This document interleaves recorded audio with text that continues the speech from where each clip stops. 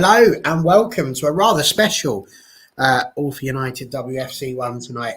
Normally, this would be the point where we have a nice little fans forum, and it is indeed a fans forum still, but we had a little think about it. We've spoken about the City game. We all know how we feel about that, and we know that we've got Sheffield United coming up, but really, do we care? Not so much. We're out of the cup now, so it's quite a tricky thing to get excited about. So instead, we've decided to get the best and the brightest that we possibly could from just about all angles of the All for United world, because we want to talk about something that, let's be brutally honest, has been brewing as a sort of an undercurrent ever since the Euros, we feel, which is the growth of the women's game and how that's going to impact on fans and on the relationships that are had. And so that's really where we're going to try and go. So we've got just about everybody in. We've got old favourites here in Andrew Wall and Stu Woody. Stu, obviously a mainstay on the men's side, but has popped over on occasions to come and see us over here. Andrew, of course, who has spent lots of time on, well, again, both channels, but I would say predominantly over here on our side. Obviously, we've got Stu Barker as well here from Since 71, which is fantastic news. Really pleased that you could join us as well.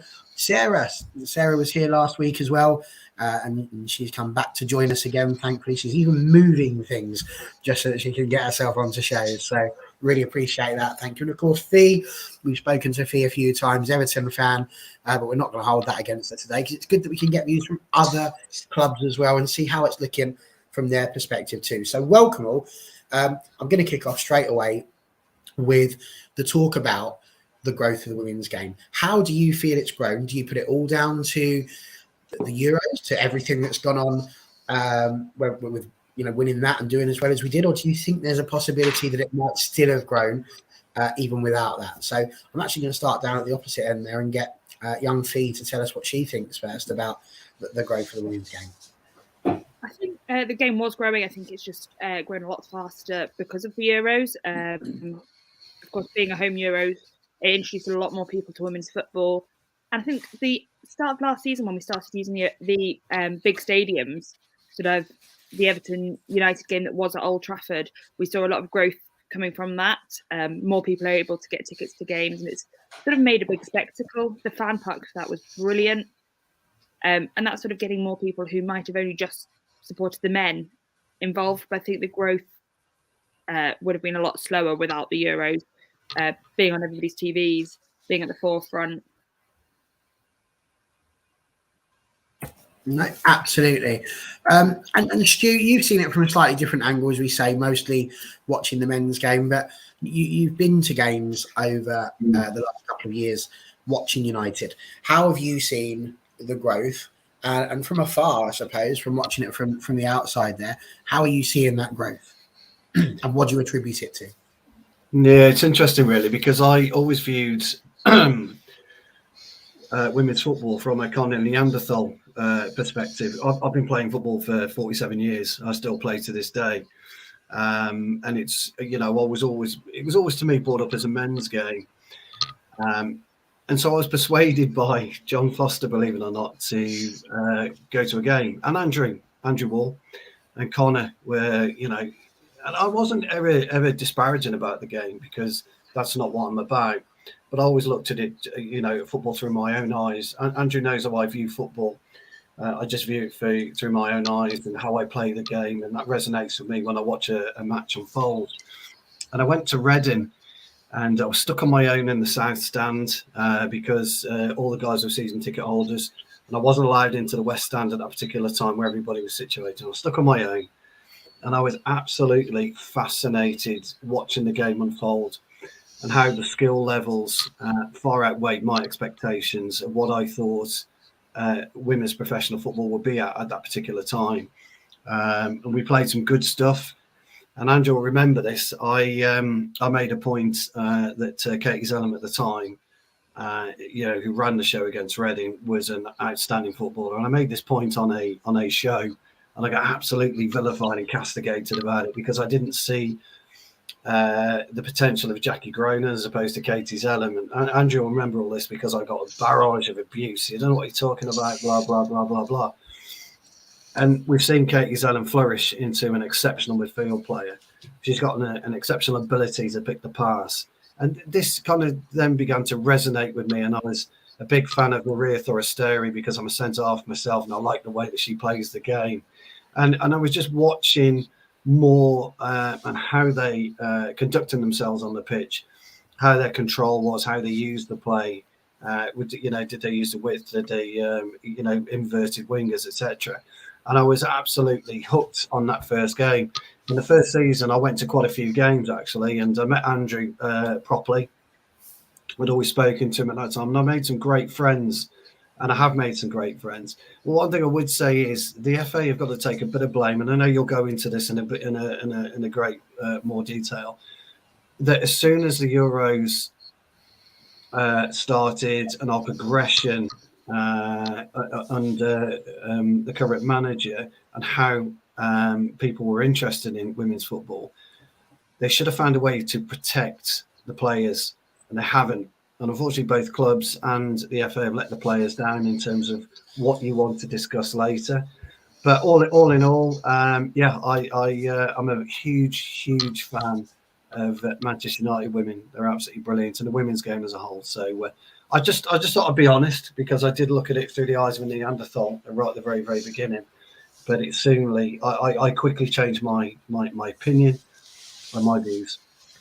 See, what I think that's important, because I mean, I was not even aware that women's football was a thing really until United put their teams together. I wasn't aware of the WSL ring, wasn't paying attention to that sort of thing, and it took United putting them in there for us to really pay attention to it and sort of care, I suppose, really, because if there wasn't a Manchester United team, who was I going to go and watch? I didn't even know that my local team, Stevenage, had one. So it's all right, to be honest. These people have got to come from somewhere that are watching the game. They're not all going to have been there from the beginning. And speaking of that, Stu Barker, I'd like to have a little chat with you about it, because since 71 covers just about every aspect of the women's game you possibly could.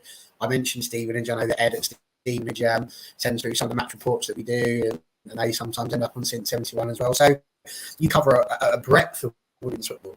Where do you see the growth? Because obviously we're talking about it from a WSL point of view, but I mean, like we had a Tier 4 game not so long ago with Newcastle having 25,000 people there as well. So how are you seeing this growth, and what are you personally attributing it to? Because it can't just be the Euros, can it? I think it's got a large impact. I've spoken to a lot of players about how they felt. This is from Championship, the National League, to just grassroots, to even some of the girls that I coach at Moneyfields under 18s. And they've said that the biggest impact for them is just being taken seriously on a day-to-day basis. And one of the players that I spoke to really kind of said something that resonated with me. And it was the fact that she works in a large office with sort of 20 to 30 people. And she was never kept out of the conversation, but during the Euros, she was kind of actively welcomed into the conversation. She was almost pulled in. It's like, well, we're talking about this as this group of little 4 or 5 guys by the water cooler, as the cliche goes. But she's like, oh, come on over. What's your view? And what about this? And she said that had the biggest impact. She felt included. She felt welcome. She felt respected. While her colleagues were aware of her playing football at a National League level, as far as they were concerned, that they probably had no context for National League level. And they just became interested in every single aspect, to the point that they've since came to watch her play over the weekend, and they never would have done before. So I know a lot of the attention goes on bums on seats at stadiums and football grounds, but I think the biggest legacy is just being taken seriously. And I know that I've got friends in a very similar situation to Stu, which was that they weren't against women's football, but they were football fans, but they just had no interest in it because they had no stake in it. They didn't know any players. They didn't really know the team, or they kind of knew the teams, but they just had nothing to pull them in. And I actually bought quite a few tickets for the Euros, but I didn't actually arrange to who I was going to take till like a couple of weeks before. Even with the final, I had 4 tickets and I had 3 spaces up until about about 3 days beforehand. On each of those games, I actively thought, right, who's a friend that I maybe haven't caught up with in a while, but I know that would probably appreciate that.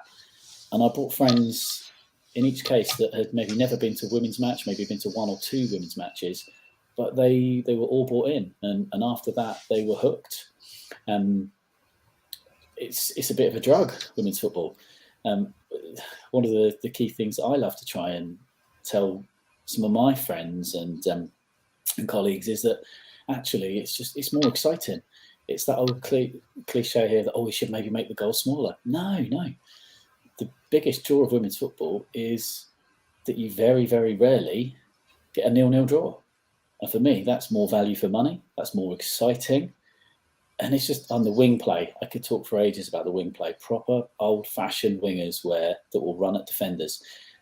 You don't really get that in a men's game at all. Even at the World Cup, it's been relatively minimal because it's had been drilled into them about recycling possession.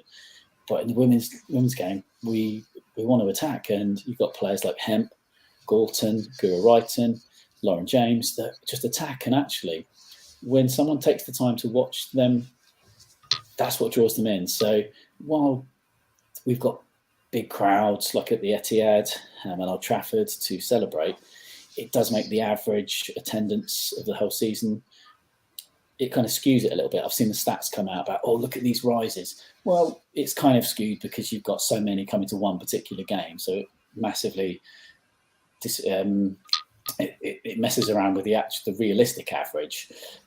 But it's people are watching it on TV. People are talking about it. And I think that is the biggest and best legacy of the Euros, in short. You're on mute. I'll be myself here. That's unusual. No. No way to know in particular. Sarah, I want to just come to you quickly about this because obviously we're talking about this from a WSL point of view, then spoken about it from an English football point of view. I've forgotten which island you're from, so you're going to have to forgive me there. Is it Ireland or Northern Ireland? Which one are you? It's Ireland, yeah. South. Careful, because it's a bit like telling somebody from Newcastle, they're from Sunderland, that gets very, very that point. How is football and women's sport over in Ireland getting on? Are we seeing much growth in there? You mentioned backstage, obviously, qualifying for the World Cup. Do you feel that there's going to be a bit of growth going on around there? Yeah, I have definitely noticed a big shift since the Euros, even though we weren't in the Euros. Just people watching it and interestingly really getting behind England's journey through the competition because, there's kind of traditionally been this sort of, there can be anti-English sentiment in terms of, the men's game, not so much towards the team because most people here do support English football clubs, but I think just, the attitude of some of the people at the games and, there were issues with racism during the men's Euros and things like that. But yeah, it's just, I've noticed a lot of people wanted England to do well and were just kind of watching women's football probably for the first time in their lives. Because even a few years ago, our national team were protesting about the conditions that they were forced to train in. They had to wear the schoolboy team's tracksuits and get changed in toilets and things. And almost none of their games were televised.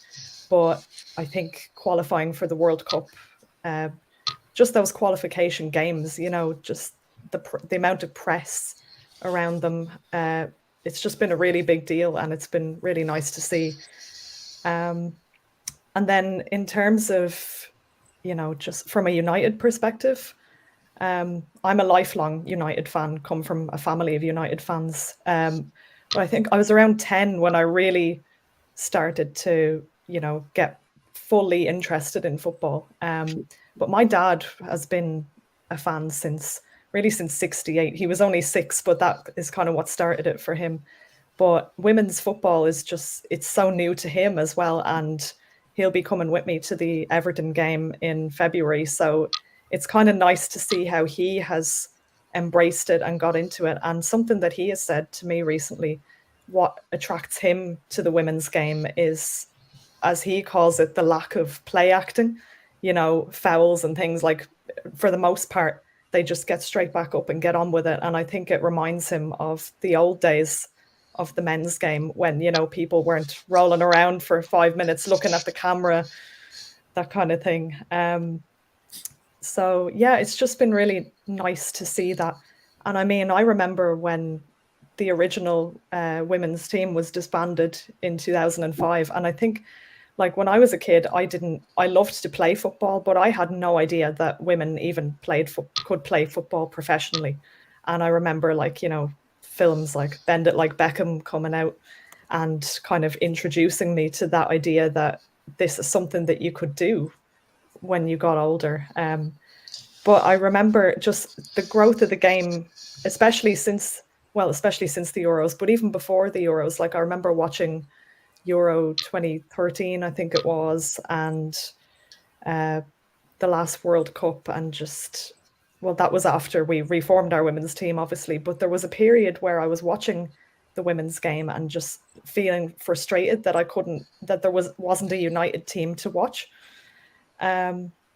So yeah, I think just since then, for me, obviously, my ability to just really be passionately invested in the women's game has gone up since then. Yeah, that's my perspective. You know, to me, I liken it to Harry Potter, which seems like a really stupid thing to do. But for me personally, I had a job where this lady was 40 years old in the boss, and she was telling me about how she was reading Harry Potter books. And me, age sort of 18, I'm like, what are you doing in the kids' books? What were you reading that sort of thing for? And when I left, she bought me the box set of the first 4 Harry Potter books when they came out, and where I moved into was getting stuff all put into. So I spent the entire week just reading these books. That was it. I didn't do anything else. I didn't do any painting. I literally spent all week reading all 4 books because I was just so drawn in by it. And talking to all of you now, this is what we're sort of getting, is that actually it's that ability to go, well, do you know what? You stand there going, it's not really that good. But actually, when you get there and watch it and see it and actually drink it all in, you realise just how great it actually is. So there you go. That's my analogy for this evening. Put that in your headlines, Connor. Andrew, we're going to move on ever so slightly, because obviously you've seen both men's game, women's game. You've been there and watched it all. The increase is happening. We've noticed it at Leeds Sports Village.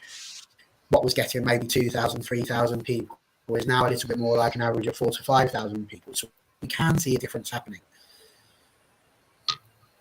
What is it that worries you when it comes to the interaction between the fans and the players?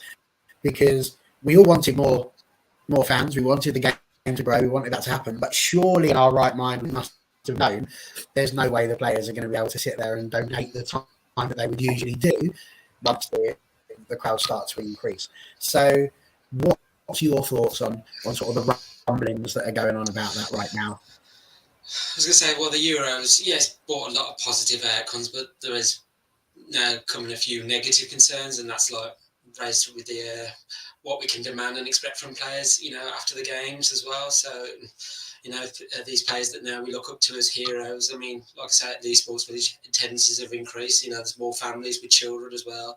You know, they're all kitted out in their United gear with bearing the names of their favourite players. So I know they all want to meet their favourite player, but it's just what I've noticed as well, because obviously you see them with the signs and they want to get photos and everything, but that's not always the case, because they can't go around and speak to every single fan.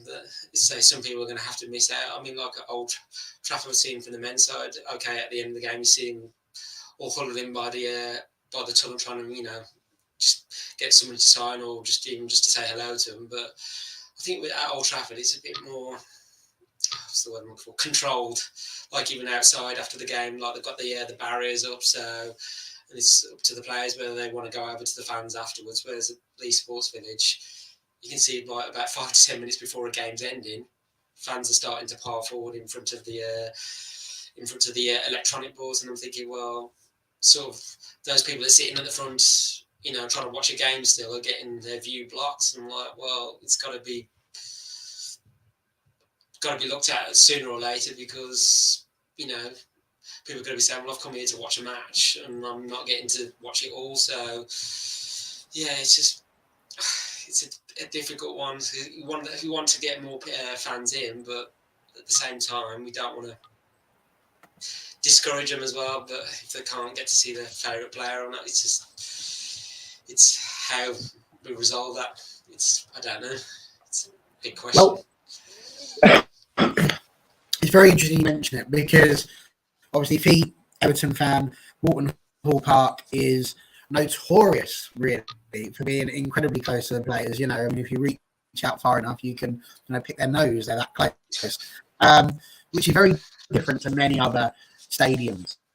Do you feel like, for Everton, I know your attendances have increased a little bit as well, but what exactly do you think about, first of all, the proximity, how close you are to the players? Do you think that's helpful? And also, to Ellie's point, what is it about the signs and all that sort of thing? Do we need to worry about that? Because the more players sort of accede to it, give a shirt, allow somebody to come on the pitch, does that then create more want from other people? So Walton Hall Park, you sort of 3 feet away from players if you sit at the front, and we've got sort of exceptional stewards who we've got standing around two ends of the pitch, purely because we just don't have stands there. But our capacity is only sort of 2,000, so it's still the numbers that other clubs were reaching pre-COVID. So we've got a very small capacity. So that sort of rush at the end of games isn't as significant as you see in sort of the stadium games with the bigger clubs. It's still sort of well controlled, and the stewards are very on it with, you're not allowed to stand in front of the seating area before the last whistle's gone, and they will put you back into your seat. I'm quite strongly opinionated about this signs, and luckily I don't think we've seen very many at Walton Hall Park, apart from when sort of travelling away fans come. They're awful. I think more education needs being done. The players only get 2 shirts a season. In the men's game, when you see them throw them out, the players get 2 shirts a game. The girls in the women's game can't just give their shirts away as they please, because they don't have the supply that they could have. I'm seeing signs for boots. Not every player has a boot sponsor. A lot of players are still having to fund their boots themselves. So when players say no, and a lot of times you hear, and it was especially pointed out around the Manchester derby, players are getting sworn at, and parents are treating them badly because they're not able to give these things up. But the awareness isn't there that they're not giving them up because they don't want to. It's because they can't.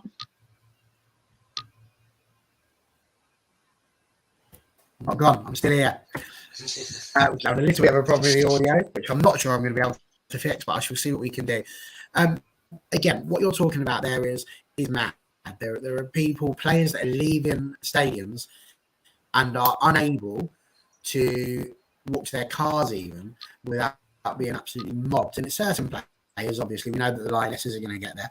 How do you feel, young Stu, that relates in terms of what they do with the men? Because the men, obviously, when they leave Old Trafford, it's very, very clear. There's a very secure section for them to walk to their vehicle. It's usually a coach or something like that. But wherever they're going, it's easy for them to get out, and they can then choose whether they want to go and interact with the players. I mean, at City away, it certainly didn't seem like that was the case, looking at some of the videos of Leslie Russo. So whereabouts do you feel that's fans? Is that what they need?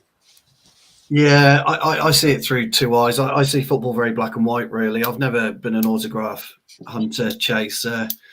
I wouldn't go all giddy if I saw, Paul Scholes walking down the streets of Shropshire. It's never been. He's a footballer, and that's it for me. That's what he's there. So when I walk through the gates, I'm watching a game of football, and I'm going home, and I'm talking about it with my mates or the wife or the kids.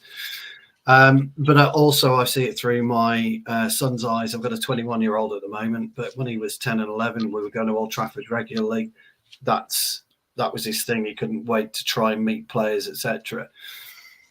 The way that social media is hooking young kids today, it's so easy to get some kind of craze going. And this signs where, I think Ellie's pointed out, can I have your shirt or I'll be sad type of thing. Parents are allowing this kind of craze to happen, And then Fiona's right. There's no actual understanding of how unsupported financially the women's game is compared to the men's game. So the men's get, the men's game, you can chuck 2, 3, 4 shirts away, and it has no consequence whatsoever to the club, because the kit suppliers, were more than happy to get all these shirts out there. But with regards to the women's game, I said earlier, the FA have got a duty of care. The clubs have got a duty of care to kind of protect these players somehow, somewhere. There should have been a meeting, way before the season started about the impact that the potential of the Euros could have on the women's game, the way that the women's game will be seen through the eyes of, children as well as adults, what's likely to happen after the Euros. And I don't think any of these contingencies were spoken about or even, taken into consideration, which is quite sad, really, and quite poor considering you're dealing with major organisations. So I guess for me, as I say, I was never an autograph hunter, so it wouldn't really matter to me, but I've seen it through my son's eyes. But now he's 21, he's of my opinion. I'll go to the game, I'll watch the game, and I'll go to the pub with my mates and I'll talk about it after. So it's very different. Andrew will tell you, Barry, that on the men's channel, there's all this talk about world class, and Andrew knows my opinion on that. I don't agree with it. It doesn't mean anything to me. Nobody's world class, etc. They're just footballers at the end of the day. And I think this is, I'm not saying my attitude is right, by the way. A lot of people will completely disagree with me and say, well, I think he is, or I think she is, etc., etc., etc. You got to take football for what it is. And Stuart will relate to this. He's a coach. He's been a player, I'm guessing. And he'll relate to this. It's all about enjoyment. It's all about getting that last inch of excitement, whether you're playing or whether you're watching. That's what football should be about. It kind of sucks you in. And whether you get a pair of goalkeeping gloves at the end of it, or you get a shirt at the end of it, or you get a scarf, or you get an autograph, it should have no bearing on your overall enjoyment of football.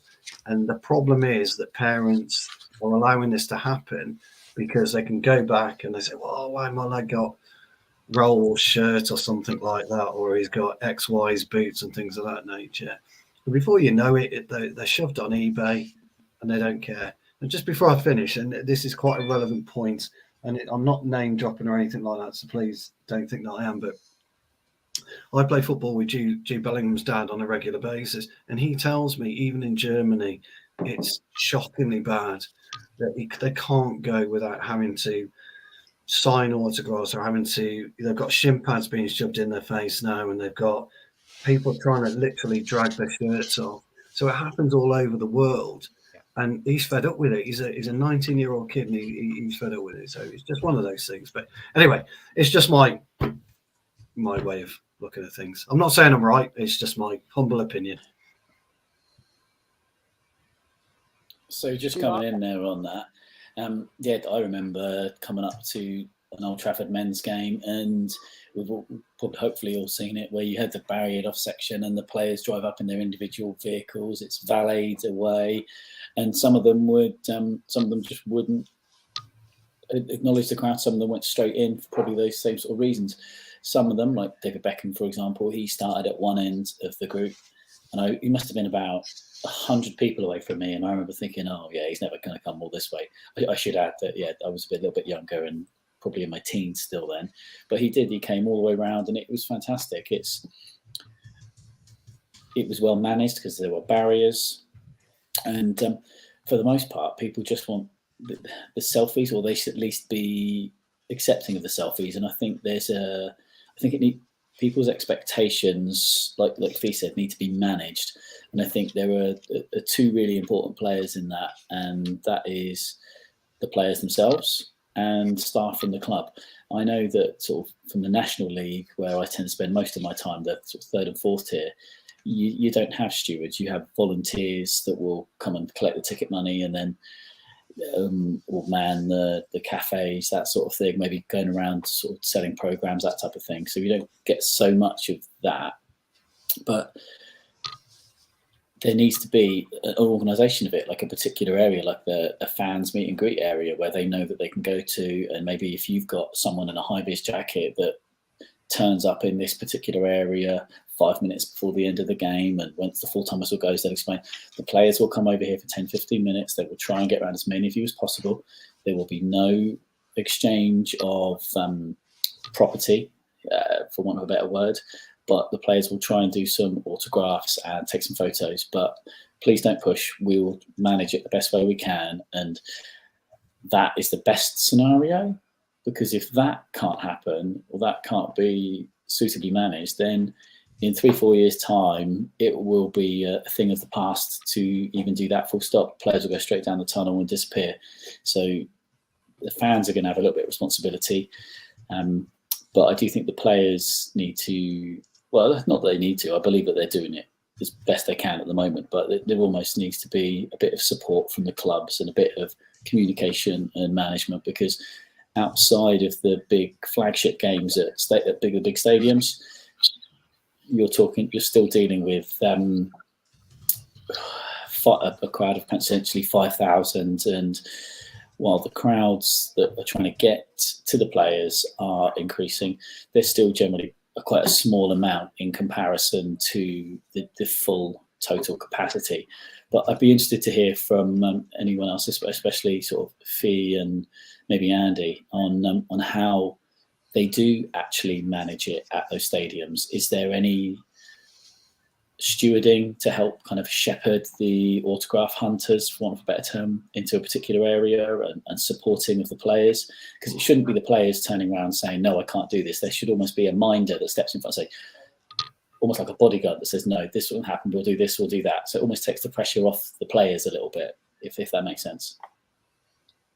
I was going to say, I can comment on that point about LSV. I'm just thinking, in terms of security, I'm just thinking, like, before the game ends, like 5 minutes, when all the fans pile down to in front of the electronic boards, security don't seem to do anything. They don't. It's like, don't want to say move them on back to their seats. It's like, well, as long as they're not doing anything dangerous, they think, well, just leave them be. But even like when the players are going around as well, it's like security don't seem to be doing much. So I'm sure, I'm trying to remember a couple of the away games, I'm sure there's been a minder with some of the players, and I can't remember. I think we did find out who her name was, but she's like, but I don't think she can't go around with every single player because there's more than one player. So, but even outside, you get, I think me and you have seen it, Barry, where fans have like been. I think one time we was going back to our vehicles. I think Mary Oates was coming out and she was going to her car, and she was like, a couple of fans ran out and said, "Oh, Mary, can we get this signed?" She said, "Oh, I already signed something for you earlier."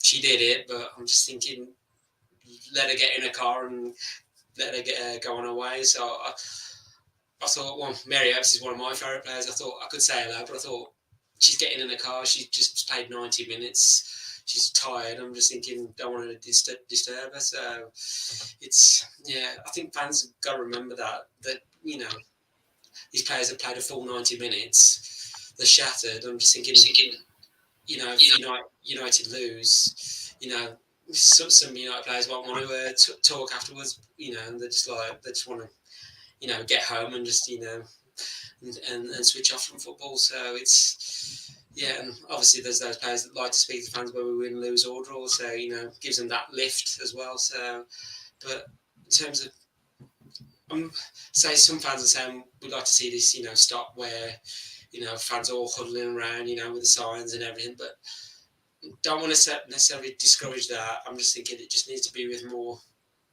bit more respect and an added layer of security to it as well, within the ground and then, you know, outside as well. So you can't just have everybody running up to all the players at once. You know, can't happen like that going forward. So what do you see, Fee, when you're at Wharton Hall Park? Because, I mean, the last game that you were at, Stu, the Chelsea game, like 5 minutes before the end, you know, you had people going down to the front already, being stood on the concourse effectively between both the stands and the terrace. And we've seen that quite a lot now. People pushing forward, wanting to be there on the 90th minute so they can be right near the front, and the stewards have got an awful time of it, because like legally, you really can't do that because it's a health and safety thing. You're not allowed to be in that position. So, what's the stewarding like at Walton Hall Park? What are they doing to try and keep the players safe? I think we just have really sort of on-pitch stewards. They've always been really there's on-pitch stewards and sort of the fan side stewards, and we don't have that crowding at the end of games in front of the stand. People are told to go back to their seats and wait. Stewards can be quite firm. I mean, I sit front row on the halfway line, and if anybody came and obstructed my view, they'd know about it. But our stewards seem to they make sure that if even kids, if they're up during the game, they get back to their seat at any point. At the end of the games, all of our players have a minder take them to their car. With the setup of Walton Hall Park, to get in, you have to go through the car park. So there's people around. And I mean, there's a group of us that will stop and we stand outside and we sing our players out. Win, lose or draw, we will celebrate every player as they come out, because not all players come over at the end of the game. Some of them will just go straight in, especially if it's not been a favourable score. But we're there and we make sure they've been cheered out. And the players do show their appreciation, they wave back. But if they don't want to stop, nobody stops them. I think it's just because it's a smaller stadium. And we don't have sort of that large group of Lionesses. We have a lot of international players.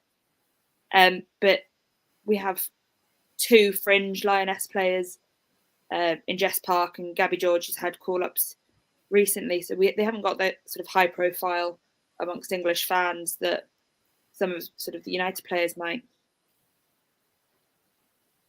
Okay. So it feels like a lot of you are saying at the moment that the whole experience for both players and fans is a bit unsafe. But when is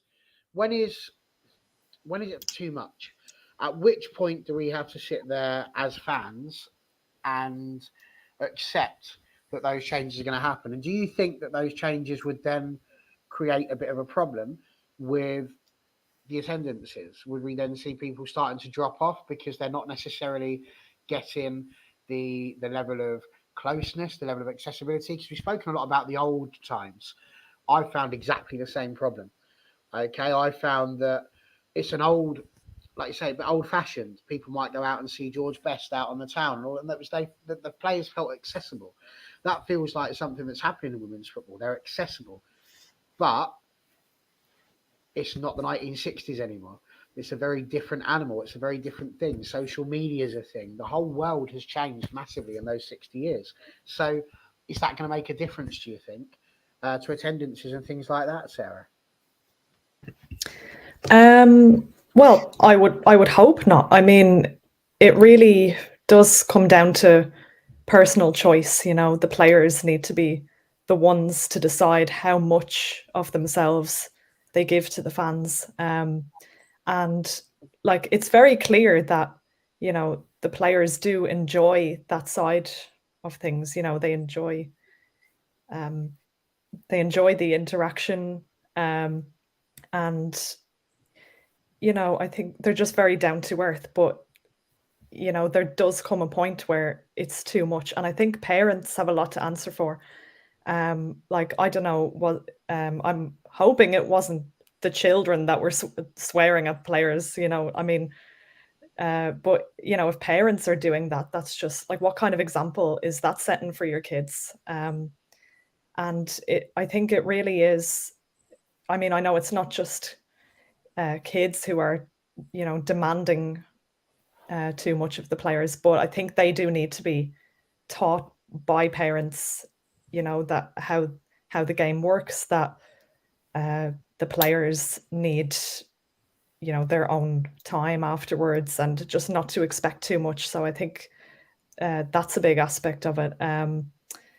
Whether it will affect attendances, like, I'm not sure. I mean, I would hope not, but yeah, I think education is really the key thing. Absolutely. And Stu Barker, I think, again, as we've spoken about lower down in the levels, I mean, I think of Stevenage as it is now, and they're crying out for more fans to turn up. They want more people to be there to watch the game and to see them. The growth is obviously more evident the higher up you go. But it's going to be a tricky thing even then, isn't it? Eventually, it's the same in the men's game. The lower down the men's game you go, again, the more accessible the players are. Do you think it's just down to fame in that respect, and it is just because they're so noticeable, so apparent on social media and everywhere that it sort of becomes that culture? Got to go and get a picture with this person, must get Zellum, must get Hemp, all of these sort of people, just down to their fame. And if so, where does that leave the lower levels of the league? Because they want that growth, they want the fans. Is it a case of that might funnel more fans towards the lower leagues where that accessibility might be more available? I think you took the words out of my mouth a little bit. It's that it won't be sustainable in the WSL. What you might find is that players go straight into the dressing rooms, do 10-15 minutes sort of post-match with sort of management coaches, and then maybe come back out. That's a little bit like how I believe it works with the Lionesses now. They don't go necessarily straight to the fans. They'll go and do that and then come back out, I think. But I could be wrong. And that is probably how the lower league teams might be able to attract more fans by making themselves more accessible to local fans. One of the key things for me, one of the things I'm quite passionate about, and one of the things I think All for United contributors are brilliant at, is not just being, well, it's kind of a bit of a contradiction really. It's not all for United, because a lot of you aren't all for United. You've actually, it's all for women's football really. I know that many of you are actively involved within your local women's clubs, and that makes a huge difference. It's and I think the growth of the game needs to be in the second, third, fourth, fifth levels of the women's football pyramid, because it's all well and good going to see the WSL clubs, but quite often it's quite a bit of a drive to get to a lot of those games. So the reality is you've probably got a good standard women's football team on your doorstep that would be absolutely crying out for your £5 ticket and your support, your bums on seats. It's not quite one man and his dog, but if you can sort of build it, it makes a huge impact. And the players, especially national league level, it's great seeing them taken seriously and starting to build that fan base. A lot of them are in, I wouldn't even call them stadiums, like grounds, more than anything, that maybe only hold maybe 1,000, 2,000. But when you do start to get sort of 300, 400, 500, 600, 700, it has a really big impact and really starts to change it. We could then start talking about away sections, but we haven't got time for that one today. But in short answer to your question, yeah, it will be a unique selling point, because I know that Moneyfield's the team that I'm involved with, based in Portsmouth. So we've got to compete with Portsmouth women's team, who are funded by a League One team. And while I know that Portsmouth women don't go getting lots of money from their men's club, Portsmouth is a city that is blue. You do see more Portsmouth shirts than Man United shirts and Liverpool shirts combined. So they are very loyal to that. So it's very difficult for us to compete with that. So what we then have to do is try and work with youngsters, work with our sponsors, making sure that they come in, and we have to be a little bit cleverer with how we try and attract a bit of a fan base. And having access to those players makes a big difference.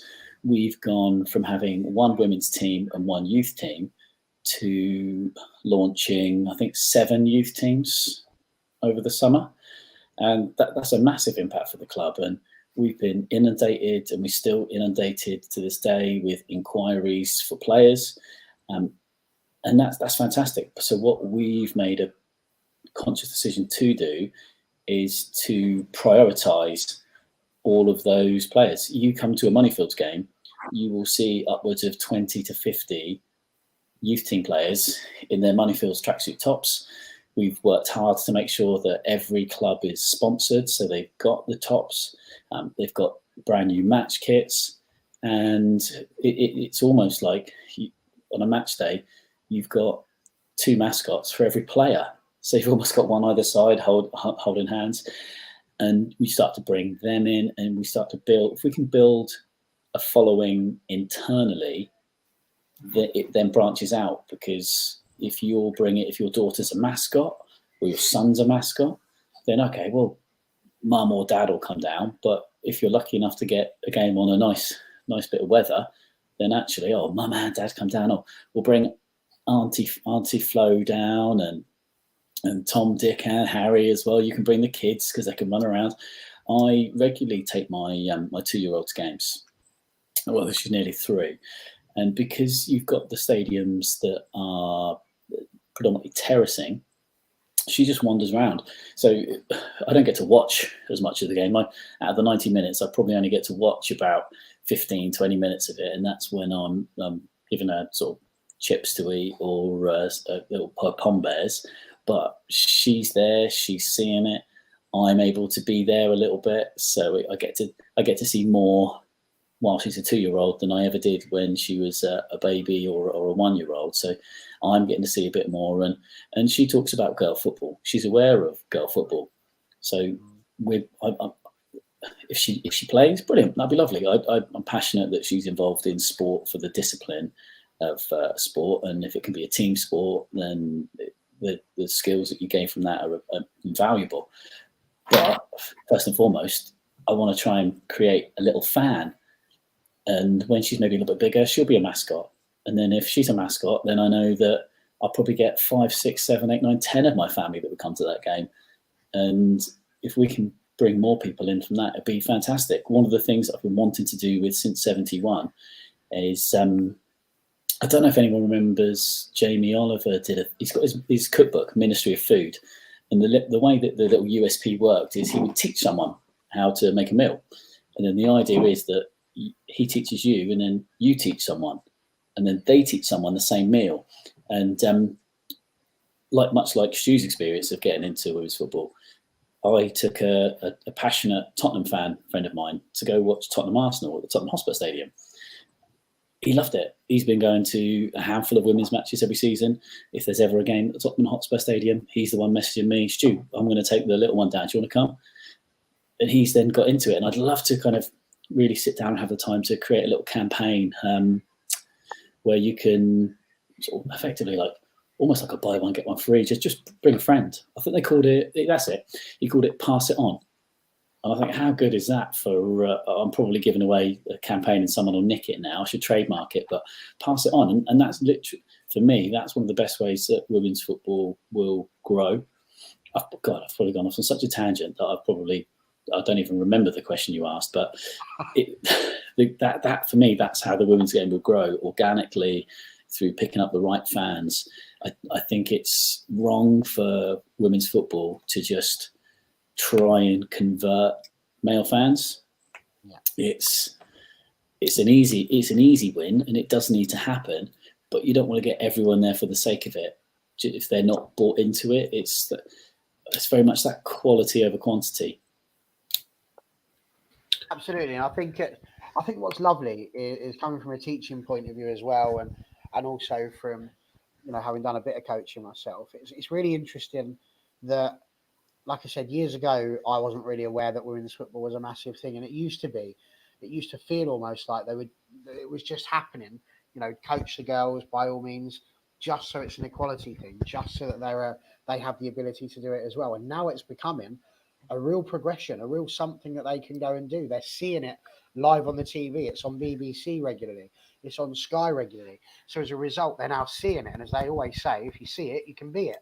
So now it doesn't feel like we're just doing it just for the sake of doing it because, everybody should have the chance to do everything. It's actually bigger than that. It's now you can do it because this is a real option for you. People will come and watch you and support you and love what you're doing. Stu, Willie, I wanted to put this up because I think this is just superb and I wanted your take on it. Ultimately, it's an entertainment event. Are we so privileged that we'd expect personal contact with a Taylor Swift, for example? You wouldn't, would you? You wouldn't turn up and watch a Jason Manford live at a comedy event and demand that he come along and do these sorts of things. So What's your thoughts on that one? Because Just there is a sense of entitlement. Sorry, go on, Stu. the wrong Stu, just jumping in quickly. But that's why Taylor Swift charges 3-4 times for VIP tickets, so you get your meet and greet. So maybe if women's football really wants to kind of cash in, maybe they need to do a little bit of a meet and greet ticket. Well, actually, they shouldn't. It'd be terrible, but I think the biggest problem is, and it's a walk of life issue, to be brutally honest with you, because some people love the limelight, they love the thought of fame, etc., etc., and there are other people that don't. It's the work. They want to go home and have their family time. Ultimately, what's going to happen is that, as Stuart quite rightly pointed out, in the lower leagues, the players will go off for 10, 15 minutes, have a chat with the coaches, a little debrief about the game while it's fresh in everybody's mind. Then they'll go back out and they'll do a bit of a warm down. And at that warm down, if there's any fans floating around, they'll speak to them. The problem with the girls is that they're likely to be kept in for 45 to 50 minutes after a game if it gets too bad. And they'll have their debrief straight after, and then they'll shower, warm, or whatever, they'll do something, and they'll keep themselves away from the fans. And that's what you've got to avoid. And that's what people have got to understand, that if you are to in your face, so to speak, I'm not really a fan of that phrase, but if you are so in your face, so to speak, you will then withdraw. It's just a natural human reaction. But if you are somebody who absolutely loves the limelight and loves the kind of fame aspect of football, then they'll lap it up and they won't mind. But somebody like Ella Toone, who might be shy in public, what you see on the football pitch, and Stuart will know this through his coaching, what you see on the football pitch, tenacity, aggression, somebody who stands up, might be completely different away from that in personal life. They might be a shy type of person and just doesn't want the limelight. Paul Scholes is one of the best examples of that in the modern era, of a wonderful, talented footballer. Everybody would want a piece of Paul Scholes, but he would just move away. He didn't want that. He very rarely gave an interview when he was playing. And unfortunately, people, they don't think of this. And this is what absolutely grinds my gears. And I'm in the media, by the way. I work in sports media. But this is what winds me up more than anything. They see somebody and they have a great game, and they might have 2 great games, and all of a sudden they're put on this pedestal and the bright lights are shined upon them. And then something happens to them. They either start believing their own press, they start believing the hype, and they then disappear into the wilderness. And it's happened many times in the professional game. Wonderful, talented footballers have been thrust into this limelight and disappeared. Emma Raducanu in tennis is another great example. She wins the US Open, and then everything is thrust upon her. Instead of people close to her and around are saying, "You've got to take you out of this. We need to just keep you out of the limelight." But there are certain people that want it and they crave it and they need it in their lives. And you've got to find out, and the management of Manchester United or football clubs up and down the country have got to find out the types of personalities you've got in there, because they are different on a pitch than off the pitch. And Stuart, one of the things that resonated with me that you said right early on about old-fashioned wing play. One of my favourite players in the WSL is Katie McCabe. She's absolutely brilliant. She's hard as nails, doesn't care. She plays like I play. I'm a good old-fashioned centre half. I'll clean you out, and then I'll just look at you and just walk away. There is more to the women's game, is what I'm getting at. And shake their hand afterwards, and maybe even buy a beer. That's what you do, isn't it? That's how football is. There's more to the women's game than that. They're not just, seen as women and as feminine because they've got long hair, etc. Kate McCabe is solid. You got Sissoko at West Ham, solid. Bunny Shaw at Man City, absolute bulldozer. We've got Millie Bright, bulldozers of a centre halves. Great goalkeeping, great athleticism, great skill. All this is what football's about. And you've got to just take a step back and say, am I going to watch the football? I think Ellie made that point in the comments, which I thought was a great comment. Am I going to watch football or am I going to see what I can get from football? And if you're going to see what you can get from football, if attendances have to go down because we don't want you when we don't need you there, then I'd rather attendances go down, because it's all about football. And that's why I resonate with a lot of what you said. And how to grow the women's game, by the way, I think is right. You do need to encourage people around you, but encourage, don't drag them, encourage them. Talk about it. I talk about the women's game a lot now. My friend was not into the women's game at all. I took him to see Chelsea last season. We got stuffed 6-1, if you all remember the game. And we've gone again a few times. We've gone to watch City. He's going to come with me when we play Liverpool. But it was just about encouraging him. Say, do you fancy going? Give it a chance. You might like it, you might not. If you don't like it, don't. It's just one of those. It's a real difficult one. It's a difficult one. Well, just before I go, and I will shut up in a minute. One of the things that I did when we were coaching my lad, we played a lot of mixed football, and there isn't enough mixed football at the moment. Some people will agree with it, some people won't. Providing it's done and it's looked at correctly, it's great to involve girls and boys of similar ages. It's not anything to do with power. It's not anything to do with strength or anything like that. It's to get them to understand the concept of football. And there needs to be more of that. And once there is that, because the women's and the boys' ages are different, I think they still go up in 2-year increments, Stu? They do. Yeah, generally they do. Yeah, which obviously they don't in the boys, but it's not even about playing with stronger people. Sorry to interrupt before everyone starts to correct me. The RTC at the higher levels, yes, they'll go up by two age groups, but outside of that, they will cover them all. But you can participate you can play up 2 years irrespective of your age. So they may, as an under 14, there will be an under 15 league, and it's up to you which one you want to play in. My under 18 team, I've got one under 17, and the rest of them are all eligible for under 16, and right. I've got 2 under 15s. Excellent. But that's about ability, though, isn't it? And that's what how it should be. Football is about ability, but it's also about learning. And one of the things we try to do with the girls and the boys is just teach them the basics of football. Nothing special, just adding the basics of control, pass, ball control, without taking. I know that we're reaching that magical hour mark, but ball mastery seems to be the new thing that's coming in. When you look at it online, it's effectively someone passing a ball, dribbling around one cone, but ball mastery makes a big difference. But that's probably a private chat for you and I later, because I'm chat for ages, and I want to bring other people in. Sorry, Barry. It's all right, mate. Stu, I understand you need to get off. So, is there anything else you'd like to add on this that you maybe haven't managed to mention?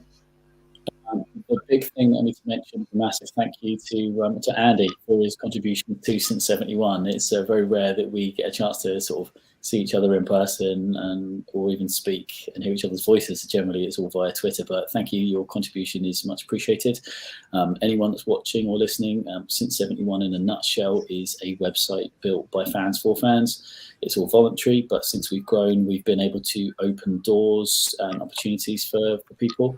And give them a voice, most importantly.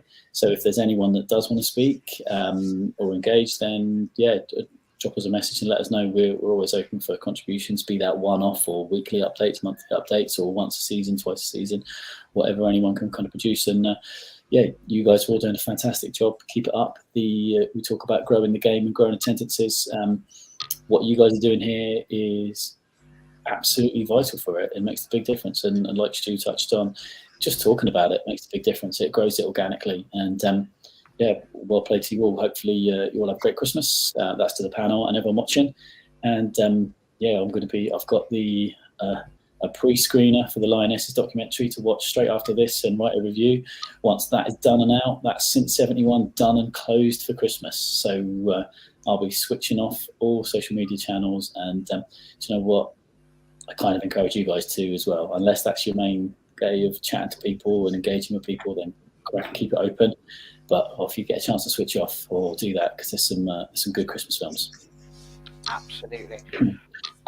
So with that, guys, we are going to have to knock it off quickly because something's gone terribly wrong here. And poor old Connor has had a bit of a nightmare. His laptop's in the hospital as it stands at the moment. My laptop charger, not here at the moment either. We've got a code. Hold tight. Oh, honestly, this is so exciting. Andrew, you haven't spoken much. See you later, Stu. Take care. Say something, Andrew. What's going on? What's your thoughts on what Stu was saying? And more importantly, right, as an actual question,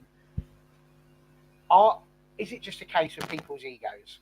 Is it just that people are worried about what they're going to lose rather than what women's football stands to gain?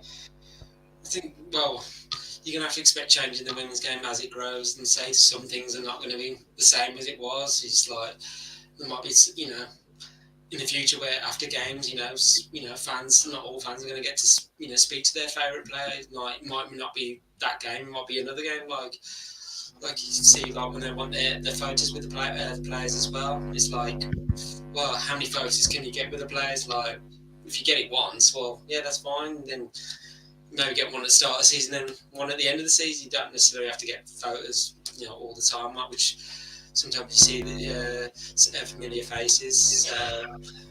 Yeah. Oh, Barry's on the screen twice. I know, and echoing as well. So, yeah, I just think what we need to, going forward, I just think we just need to reassess what's, in terms of what, what's in place for both the players and the fans. I mean, both in the ground and outside, and plus online as well. Like, I think a while back, I can't remember which journalist said about it, but it was about Mary Earps. I think she was getting like abuse in I don't know whether it was an Instagram account or one of them, and saying because she didn't give it, I think, a shirt to somebody. I'm like, well, it's not a way to act. I'm just like, come on, it's got to be. Well, that's not good, Barry. Mate, you've got no clue how close that was. Like, literally, my laptop has just died. I've literally. Woo! The audio doesn't sound quite great. Well, it's as good as it can get right now. Anyway, carry on. So I think I've literally run out of what was. Yeah, I think I've just come to the end of my point. You've gone about Mary. You make a great point there about ego. Ego in football is a necessary evil, and it's one of those that you have to have some kind of ego to be able to step out in front of 200 people, let alone 6,000 people. You have to have that ego. You have to have that inner belief and that inner devil in you. To be able to handle that. But it doesn't mean you have to handle it when you step off the pitch, or when you walk into the coach, or whether you're walking down the street for lunch. If you want to really understand about what it can be like, Roy Keane is brilliant at it. Roy Keane thinks a real true football fan will just say, "Hi, Roy," and carry on walking. That's what he believes a true fan to be. And somebody comes up to you and says, "Oh, Roy," and shoves a camera in your face, or I don't know, a shirt to be signed. He doesn't see that as a true fan, and I think it's quite interesting. Fun fact: I shouldn't be buzzing. Am I guessing now I'm not buzzing? No, it's because the charger was in. So don't worry, I'm all sorted. We've got there. Technical is not my best thing, but we've managed it. I've actually met Roy Keane. I met him at Stevenage once when he was there. And he popped into the boardroom, stood up right next to me near the bar, and I've just looked across and gone, "Oh my God, it's Roy Keane." Now, of course, the inner child in me was going, "Hi, it's Roy Keane."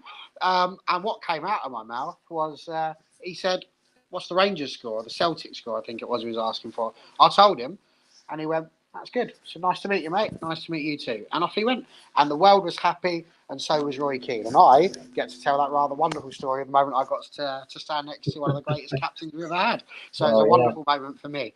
So yeah, that's all good. So brilliant. Sarah, Fee, I want to grab you back in because we've been over the other side for a bit. Again, for you, Fee, I know that you're quite well known amongst the players there. It's quite a small community that's well known there, along with your supporters club as well. Do you feel that sort of way? Is there any worry for any of the people that you know that, again, if the game continues to grow, that you might end up being in a situation where, again, it's ego. People might lose their standing amongst the fans and all of that, rather than it being just about the growth of the women's game like it should be?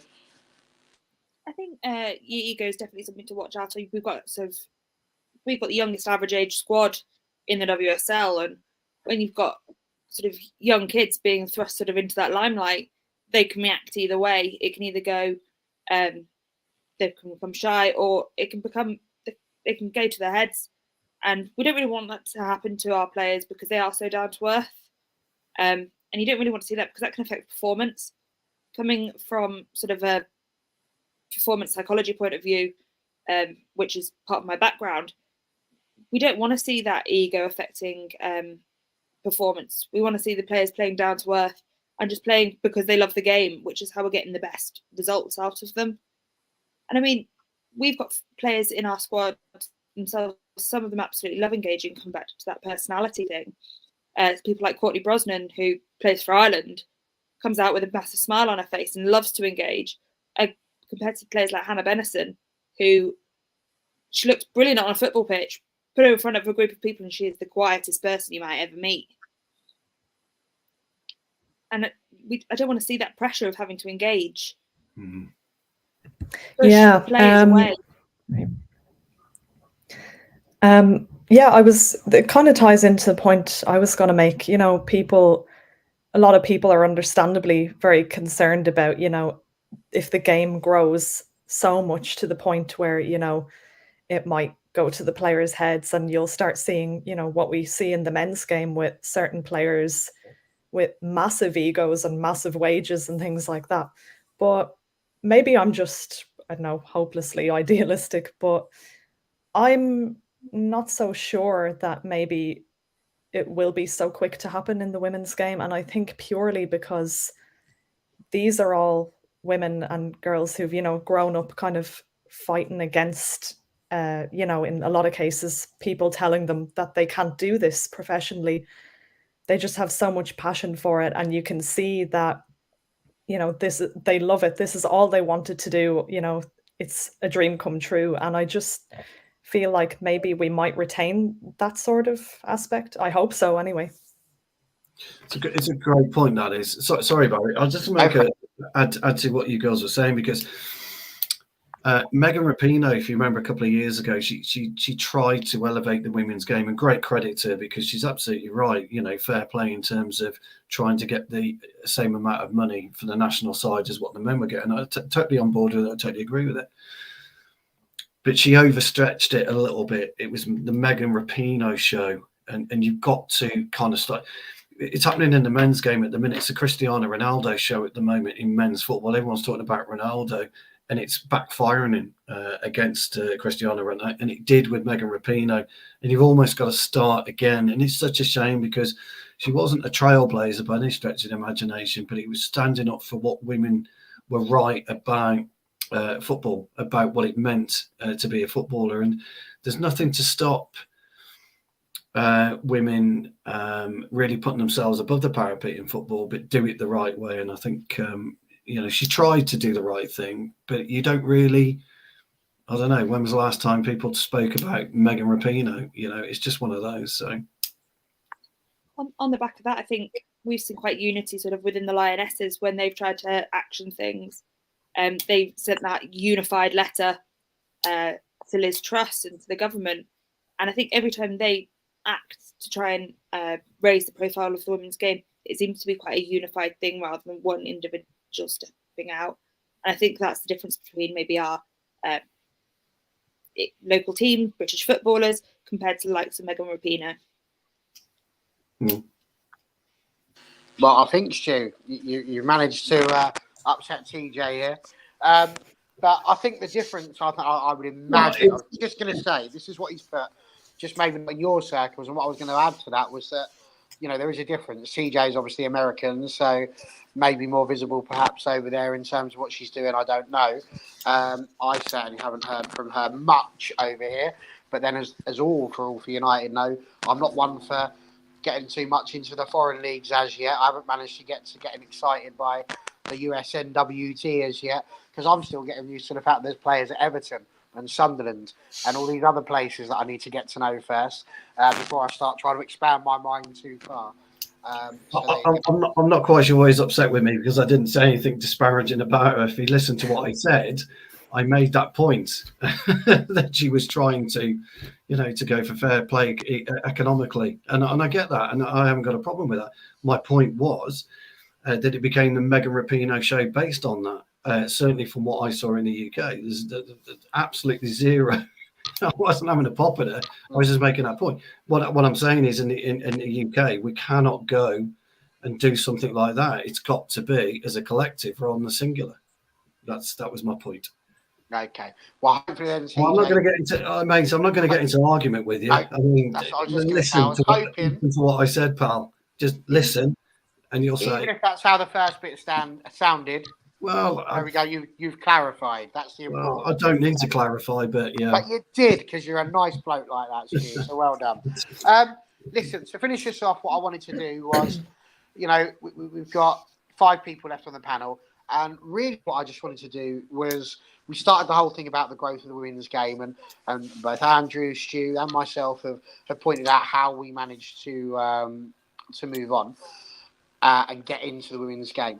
What I want to ask is down to Fee and Sarah, I think, really, just to finish off, because we can talk about what women's football means to us until the cows come home. That's no problem whatsoever. I'm more intrigued as to how you feel. First of all, Fee, from a fan's point of view, as well as being a woman. But also, Sarah, I know you're getting into the journalism, and there's some fantastic female journalists that are coming into the game. You've got Susie Rack, Emma Sanders, Catherine Beattie. Batia, I've forgotten the second name. It is back. I'm getting her mixed up with Honor. That's not a good idea. Let's try not to do that. But anyway, she's brilliant from Hull. Love her a lot. She's brilliant for United. But the point is, we've had them on, and we've seen these people getting involved, and we've had loads of stuff being said on the media and TikTok and all these sorts of things about how women are just being put into like the World Cup coverage, for example, just so there's a woman on there. I'm not really giving people like Alex Scott, Eni Aluko, the respect that they deserve, really, for having played at the highest level and the highest point that they can play at as well. And understanding that fact that I find it ironic all the time that these people that are throwing out their opinions have never kicked a ball in their life, and yet having to go at someone who's managed to do that every week without any problem whatsoever.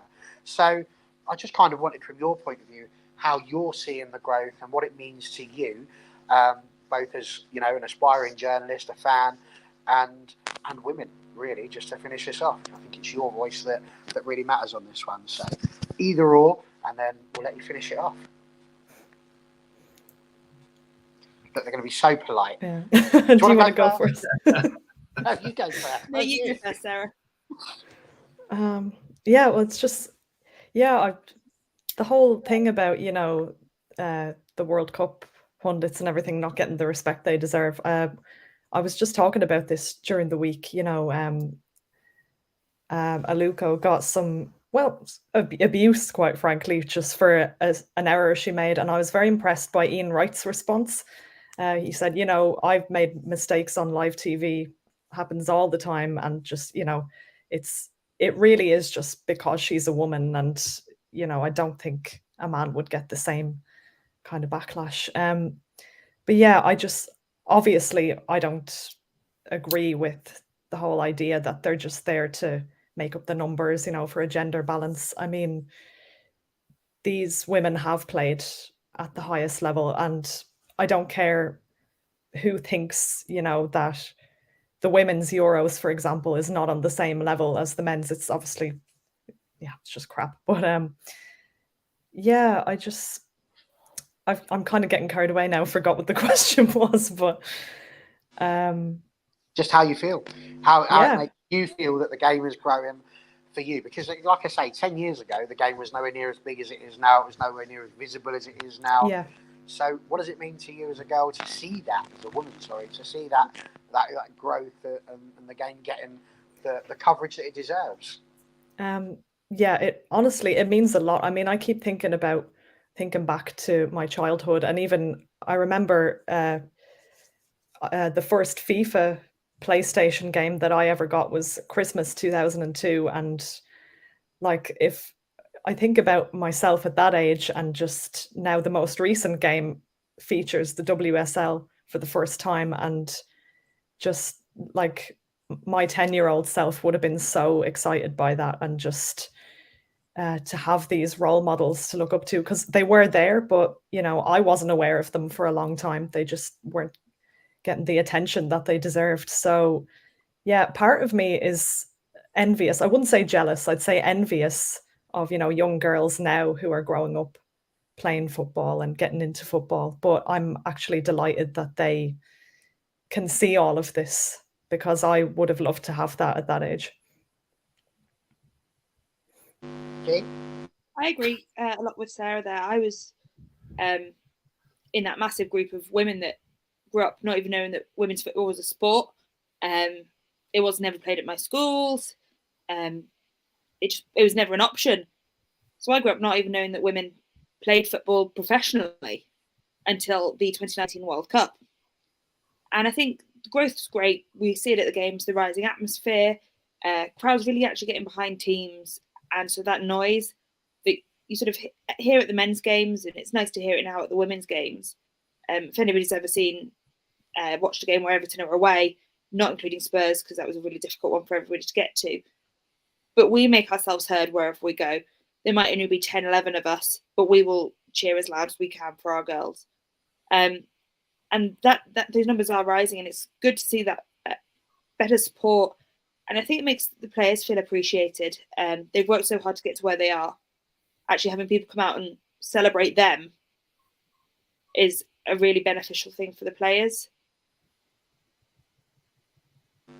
Excellent. Well, there we go then. And I think that is the perfect place to leave what has been a riveting show. It's been brilliant to have so many different voices and so many different opinions and thoughts and all of that jazz. But, you know, we could go on forever. And unfortunately, I just don't have the battery power nor the electricity bill to be able to sustain that for that period of time.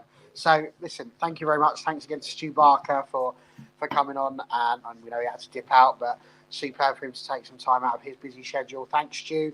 Great to have you back again. Pleasure. As well. We hope to see you again soon.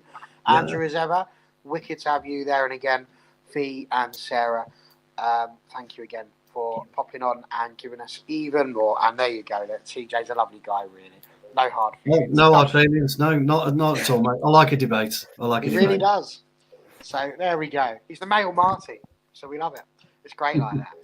So brilliant stuff. So yeah, thank you very much, everyone. What have we got coming up? Well, not a lot really. There'll be a little bit to do with Sheffield United, I'm sure.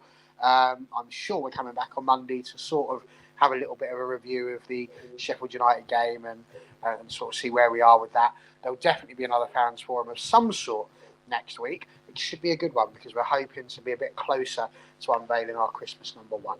But for all of you, thank you so much for coming along. Thanks for joining us, and we will see you again next week.